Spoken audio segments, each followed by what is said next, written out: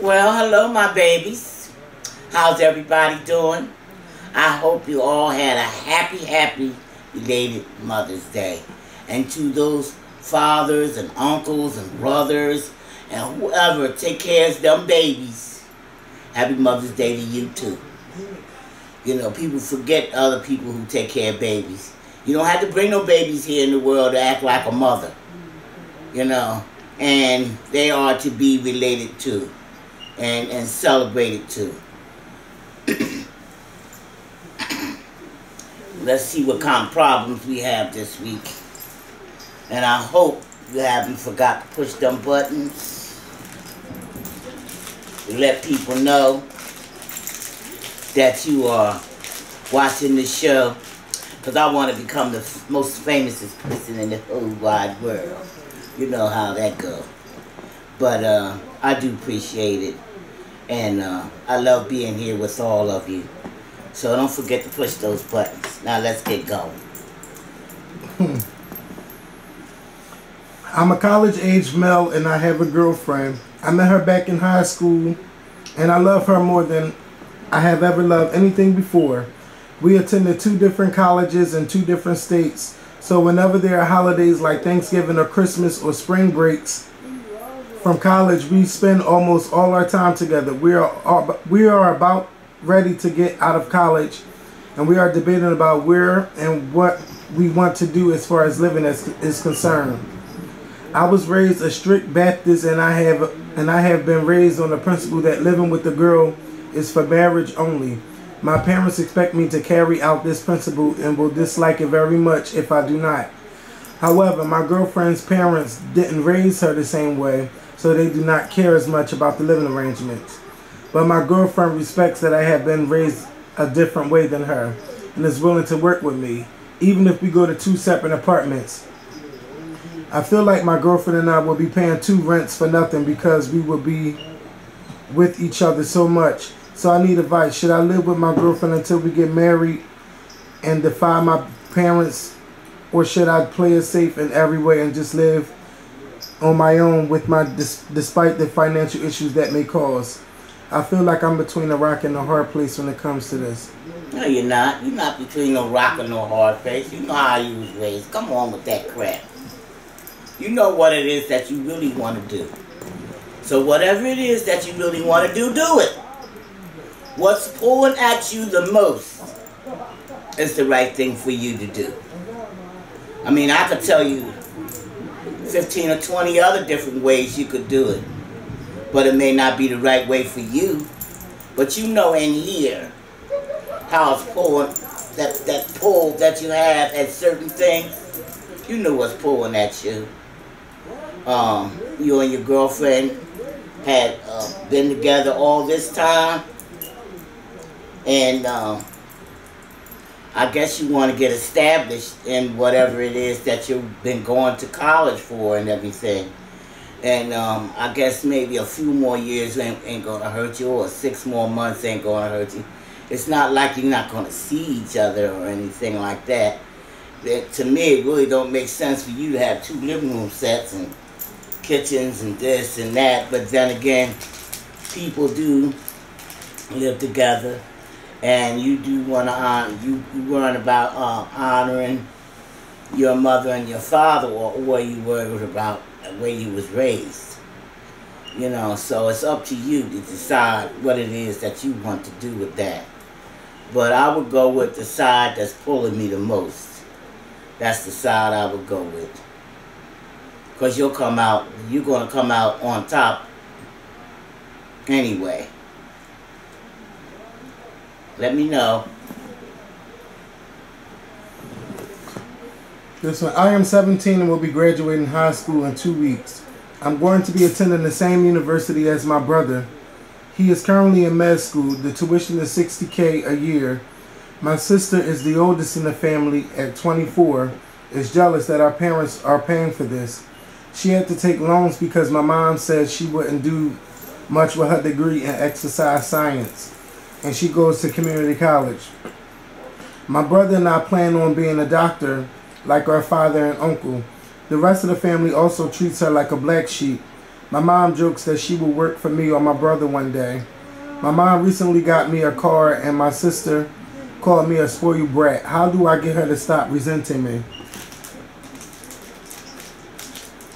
I think she'll always do that to a certain degree.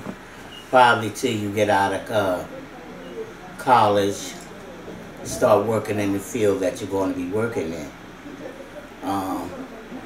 That's not anything that you created, not really. That's something that your parents created, and that bad feelings by saying the things that they say. You know, you guys don't come with instructions. And a lot of times we, even as parents, say and do the wrong things. And things that hurt our children when we don't even think about that we're hurting them or leading them the wrong way. And this time, yes, that's leading her the wrong way because it's made her have bad feelings towards you. But you ought to still let her know how you feel and that you love her as your sister. And she chose what she wanted to choose, the way she, which way she wanted to go, and you chose the way you wanted to go. And that's all it should be to it. It shouldn't be made up into no great big thing, you know, because she could still choose another way in life. She could be a mother, someone's wife, even though she, you know, she's working in the field that she's going to work in, I imagine, you know. So don't let that come in between you. Don't let things like that tear up your family, because you know what, family is important. It's an important thing to have.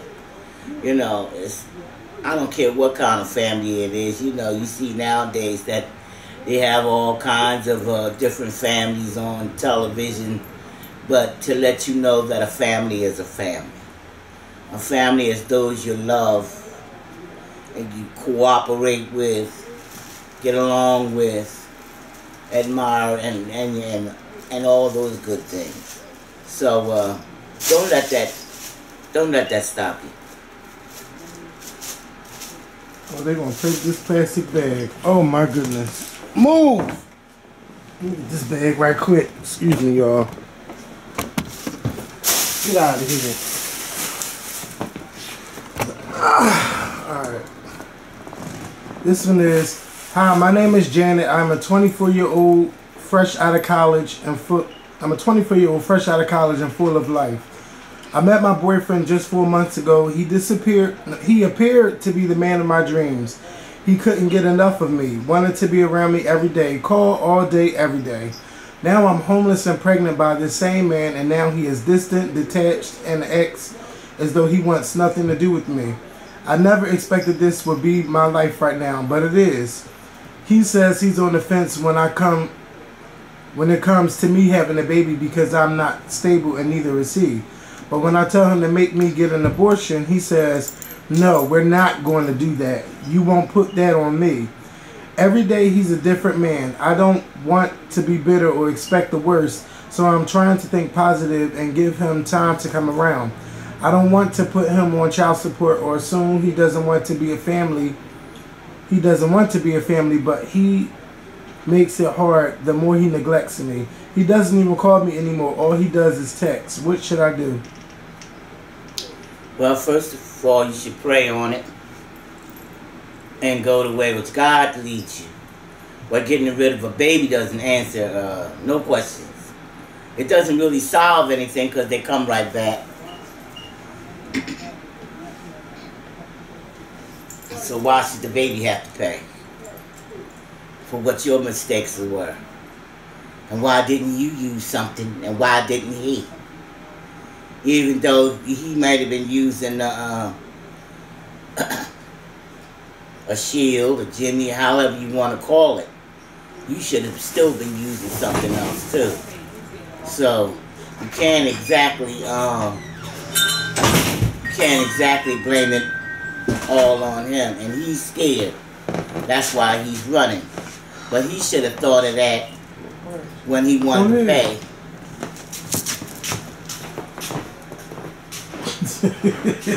Why you looking at me? I'm trying to get some water ice cups. He should have thought of that when he wanted to play house. You know, everybody wants to play house, but nobody wants to answer to the if, ands, and buts, and everything else that goes along with it. You got to think about those things when you're laying down with people. When you're so much in love, then will you love me? Will you love me tomorrow? Mm-hmm. One of them kind of things. And his thing is, like I said, he's scared. He's just getting out of college. He was just out there, I guess, maybe just to have a good time. Now you done scared the daylights out of him because you talking about a baby, but neither one of you wasn't doing the right thing. So, who's gonna have to pay? Looky, looky, looky. Look who's gotta pay. You. You know, you gonna have to pay. It's like every female in the world that didn't think the whole thing out had to pay. You know, I had to pay. I went on and kept going doing what I was doing. Went on and got me a job, babysitter, and kept on getting up. See, men sometimes have a way of thinking that you can't do without them and you can't make it because you ain't nothing but a babysitter, but you can do anything and be anything that you want to be, baby. That one little baby don't stop no show. And you shouldn't even act like it does. Don't even think like it do. So, excuse me, people. Excuse me, excuse me, excuse me. Flushing it anywhere, that's not going to solve anything. That's my crazy daughter. That's not going to solve anything. So, I'm going to pray for you and be with you on that because I know how it feels. You know, to feel alone, but you're not alone. There's still a zillion other girls out there who have the same feelings that you got and who's wondering which way to go. Like I said, killing something, that don't solve a thing. A woman, you have it, you lay it down, you have it. My grandmother always said, you have it if it's got to come out your ear. You have it. Let me know. It's another one. It says, I'm a 24-year-old and I just became a mother. Last summer I met a guy in a bar. I was attracted to him because he, like myself, had things going for himself. Black, college grad, my age, no kids, good job. So we linked up a couple times and then soon after hooked up and I got pregnant. When I told him, of course he said he didn't want it and went on and on about how this wasn't his life plan and keeping the baby isn't fair to him. At first I was torn. I always wanted to be a mom, but definitely didn't want it because under these circumstances I barely knew this man. I also had a previous pregnancy that was terminated and I never forgave myself for that decision. So I kept my baby. He missed my entire pregnancy and the birth of my son. He claimed he didn't want to get attached and the baby not be his. That's understandable being as though we did not establish that we were exclusive. So once my son was born, we conducted a DNA test and proved he was my child's father. Since then, he's been here and trying to get adjusted to being a father. It's only been 2 months, but I see his sincere attempt. Looking at his interaction with our son brings these feelings of wanting a family. I don't know how he feels about me in a romantic way, but I would really like to build a family out of our mess. Am I crazy? What do you think? How can I do this? P.S. Happy Mother's Day. Thank you, baby. Now you damn strong. You done got that far. And it actually brought him back to you. Proved it was his baby. And he's there. With you. With that baby. She's a strong woman. You got something going for you, girl. Go on and train him. Don't brush him away. Pull him into you. Let him know that family is joy. Children, let me say, everybody thinks it's the best thing in the world that they could do. Oh, I made a mistake. Oh, I'll take the morning after. Yeah, you can do that. Because with that, you really don't know whether you did or you didn't.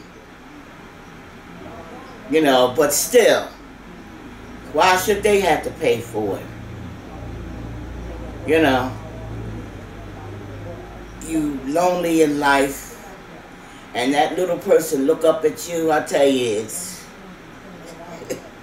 it's the best feeling in the world when there's something growing inside of you. You don't know which way to go. Yes, you're scared, but it teaches you so many things about life. It teaches you about being foolish. Some people never learn to keep doing the same thing over and over again. You ever have so many children, everybody got a different daddy. I was always told to keep my eggs in one basket. Some people do and some people don't. But girl, shoot. Don't train that man. Pull him in. Keep giving him that baby. Leaving him with that baby. Letting him wash it. Feed it. Take it out for a walk. Do what he gotta do. Don't train him, girl. You train him to your way. He's a strong woman. Hold up, I gotta delete some stuff. Hold on. This camera about to stop. I'm alright, y'all. We back. I had forgot to delete some old videos off the camera, but this is the next question. Do you think a marriage can survive infidelity? My husband and I have been married for 5 years. I recently found out that 9 months ago he spent a couple nights in the hotel with the female that I didn't know while I was out of town. He tried his hardest to hide what he had done and said he was with his cousins but wouldn't confess until I presented evidence, and he continued and he couldn't lie anymore. My husband has admitted that he lied but continues to say that he didn't cheat on me because he says that him and the girl didn't do anything. I don't know if this marriage is worth saving at this point. Do you have any advice for me in this situation? Can a marriage bounce back from this? Oh, hell yeah. Come on with that shit. Talking about bubblegum wedding or something? You have been with him all these years. You act like you don't know him. Now, you would have known if he was out there all them other time doing something he ain't had no business he was doing. He's out there being stupid listening to somebody else. And then they probably, told on him? Or all of a sudden out the clear blue sky, you say, ooh, my husband's cheating on me. Come on. If he was constantly doing the same thing, you would have known it. You would have not wanted to admit it, but you would have known it was inside of you. Something would have told you inside of you, something ain't right here. Come on with that. Can it survive? Shoot, who's to say you ain't been out there? You know? Did he run behind you and check behind you? If you don't trust each other, no, you can't survive. Man, so many a man that been out there and did what he had to do and the wife ain't never known about it. How did you find out? You probably wouldn't have found out unless somebody told you.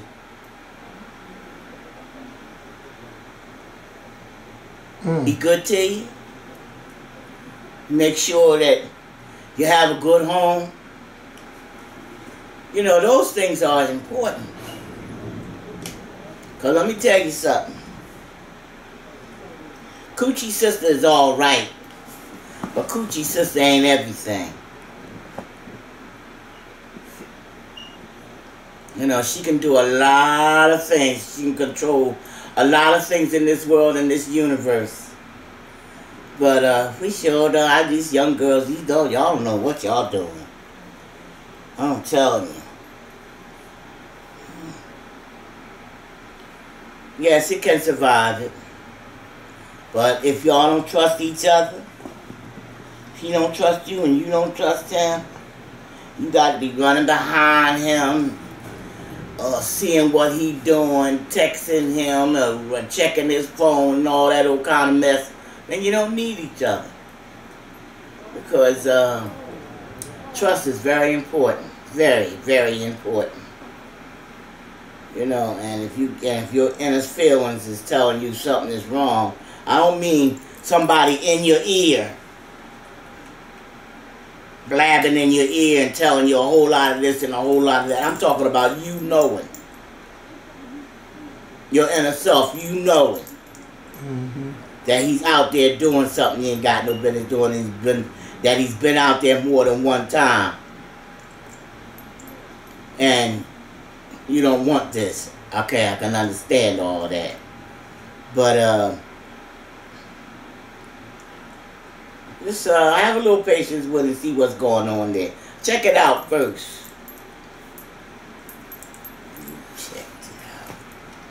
I would like some advice from you. I met my friend who I am in love with back in 2012 when she was in a bad relationship. We continued on to what is now a beautiful connection / friendship. She has been single since the beginning of 2013. July of last year, I pulled my heart to her before she moved out of the U.S. and she stated that she wanted to be friends because a long-distance relationship isn't something she can see herself doing. As soon as she gets to Puerto Rico, she changes the I miss yous, I'm thinking of, etc.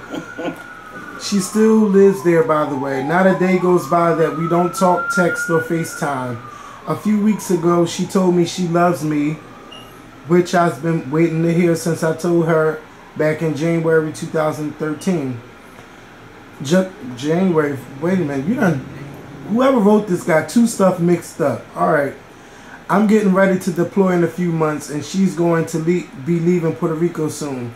I can do the long distance, but she cannot. She says she is willing to try something new and take a chance, but I feel she is afraid to. She stated now she wants to focus on her career.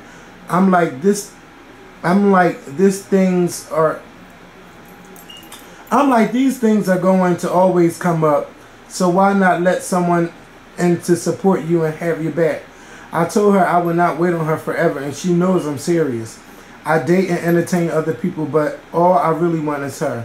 Should I continue on with this love ship we have or move on to someone who is ready and wants to be in a relationship? Thanks. Sincerely, Heart and Love. Well, Heart and Love, move on. Just keep on moving. Move on, because she done already moved on. She just don't know how to tell you. She don't want to hurt your feelings and she respects you. But, sometimes even when you love and respect somebody, other things go on, other things happen, you meet somebody and she just don't want to hurt nobody. And she don't want to hurt you.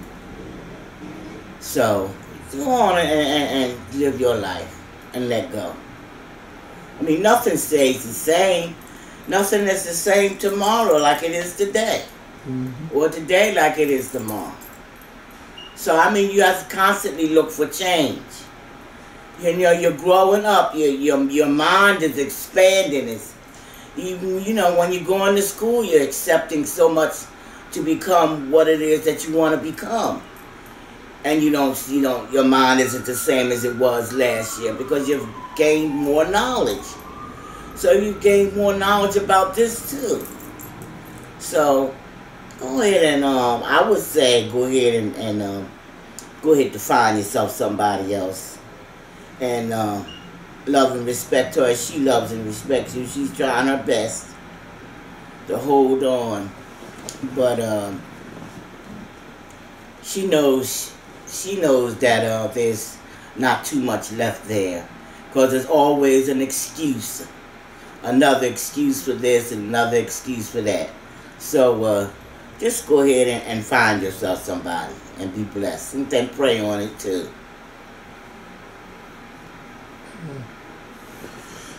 Dear Mama Scorp, hope all is well with you. I have a situation. I met my roommate about 2 months ago and we both decided that him moving in would be good for both of us. Girl! I didn't need the money. I just had an extra room and figured why not earn some extra money. So anyway, I thought he was cute when I met him, but I shook it off because we were talking about him renting a room. Jack the Ripper. We actually started to talk when he moved in and we talked about everything and anything. I asked him what's his type. I asked him what was his type was just out of curiosity. He's attracted to tall white guys with tattoos and colored eyes.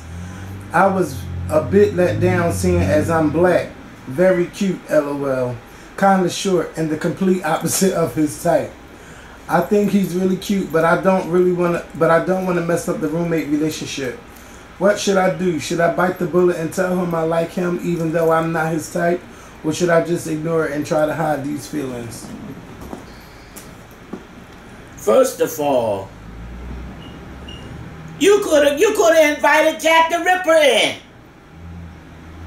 Why don't you stand outside and put a sign on your damn door? You don't know who's who, and you gonna be somebody 2 months and you want them to live with you. Come on now, you that lonely? Or you that scared to live by yourself? Learn how to establish yourself. You should have learned how to establish yourself and say what it is that you want and what you don't want.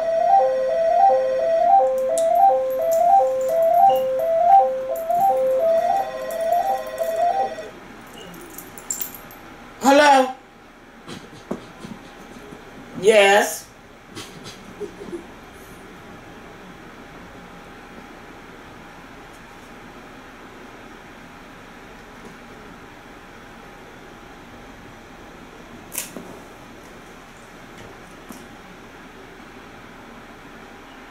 As far as I know. Come on. Yeah, right now. Until November.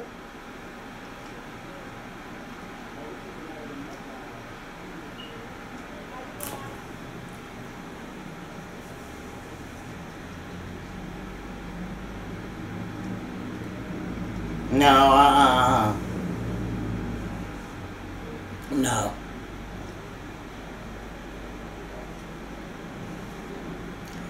Ma'am, I really can't talk to you right now because I'm kind of busy. But you give me a call back, okay? All right. I'm telling you.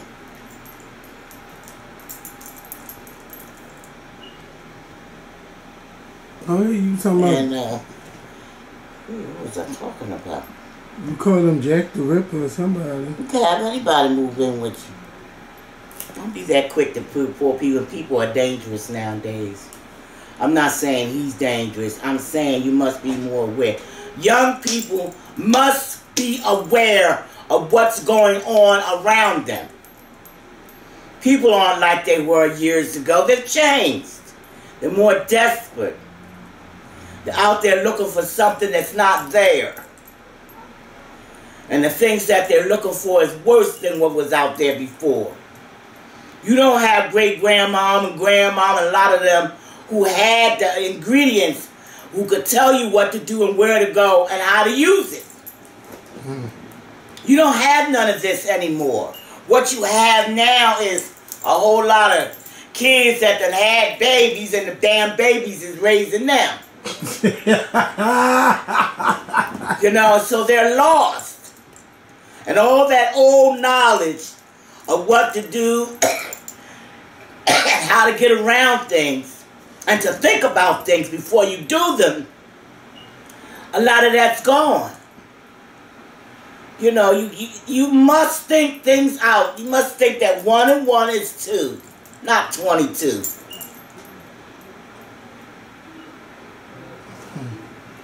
I'm telling you, you just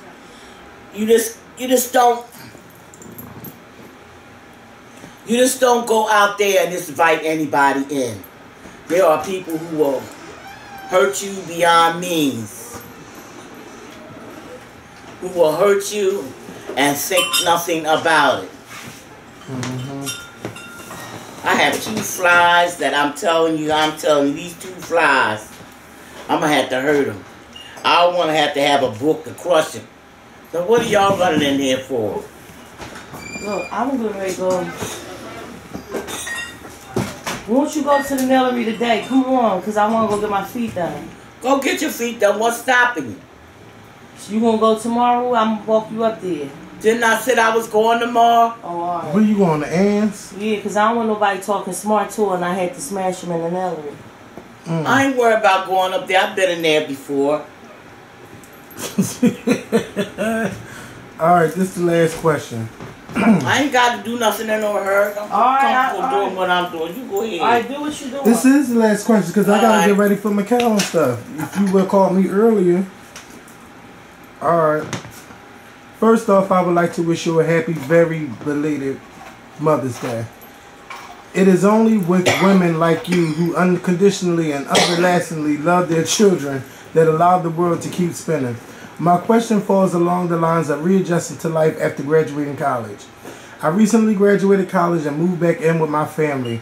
I live with my younger brother and sister since I've been on my own pretty much for 5 years. That sounds familiar. Okay. I've grown up and out. Sometimes I feel like my brothers and sisters are on a completely different page than I am, which is probably true when it comes to understanding the world and just everyday life lessons that I've already learned. What would you suggest I do in order to not destroy the relationship I have with my brother and sister, but also coexist with them at home? Thanks a lot. Keep on growing. Keep doing the things that you're doing. Progressing. Because everybody has their own speed. And naturally they have their own speed too. So just take them for who they are and what they are. Love them for who they are and what they are. And appreciate them for who they are and what they are. Nobody thinks the same things. They're not going to be thinking the same things that you are. You know, and so just, you know, go ahead and do what you got to do. Go ahead and love them. That's all you can do, baby. You can try to help them, but they still ain't gonna see things the way you do. No, because he's been out there. They haven't. They sheltered. He's been out there. He's grown up. They haven't as of yet. They're catching up. They'll play catch up to you. But you keep on going, because you know what? You're going to always be big brother. I'm going to come to you for advice. Let me know what go on. Go ahead. All right, wrap it up. A lot of the things that we talked about basically was relationships. Today was relationships and how sometimes those relationships that you have with people don't last. A lot of times it's not made to last. It's made to teach you about how to get along with other people besides yourself. We're not creatures that are made to live by ourselves. We are made to live and to be with others. How to help each other, how to pull each other up out of that hole, how to give each other advice, and to lead that person in a different way. We're made to do these things. And when we go against ourselves trying to be fast and want to be grown or want to make somebody pay or show somebody we know this and know that, a lot of times then we find out we don't know nothing. It is hard out there. It's not easy. But it makes it easier when you have a family that you can turn to and love. Regardless of what goes on with each other. Love your family. You know, some of them is rotten as dogs and they don't deserve it. But love them anyhow. Because we all need to. You know, ain't nobody out here that's perfect. And like Jesus said, whoever is without sin, throw his first stone. So, ain't nobody throwing those stones. So I just ask you to love one another. Respect each other. And go ahead and grow. Don't be scared to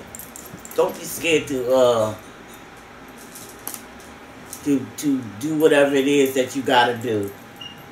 Don't be scared to expand and let your mind expand or your experience show that you do have. You know. And I'll talk to you next week. Like I said, push them buttons.